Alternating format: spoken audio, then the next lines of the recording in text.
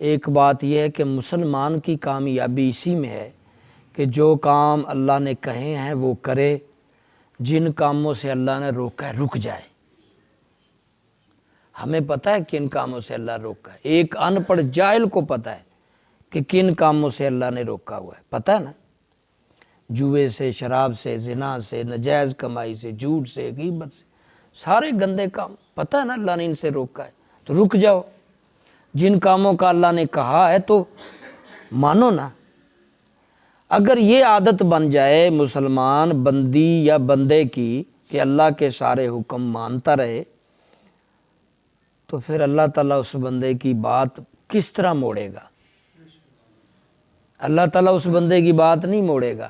اللہ تعالیٰ خود کہہ رہے ہیں یا نبی صلی اللہ علیہ وسلم، اللہ تعالیٰ اگر تو اللہ کے حکموں کی حفاظت کرے گا تو اللہ تیری حفاظت کرے گا۔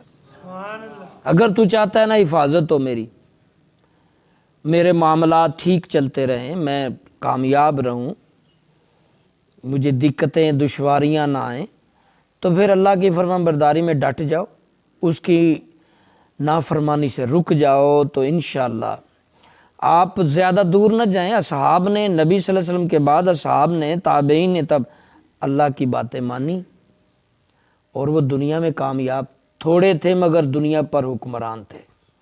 آج مسلمان بہت زیادہ ہیں، اللہ کے حکموں سے منہ موڑے ہوئے ہیں، اللہ نے جہاں سے روکا ہے رک نہیں رہے، تو دیکھ لو زیادہ ہونے کے باوجود بھی کسی کام کے نہیں، کہیں کچھ نہیں۔ دوسرا نقطہ جو اس حدیث میں کہ اللہ ہی سے دعا مانگو،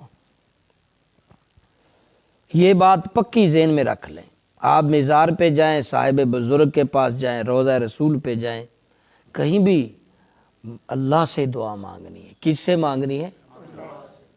یہ تو جو دوسرے طبقات کے لوگ ہیں وہ سمجھ لیتے ہیں شاید ہم نے کسی مزار پر دعا مانگی ہے یا کسی بزرگ میں یا روضہ نبی پہ، تو بھائی ہم اللہ سے مانگ رہے ہیں۔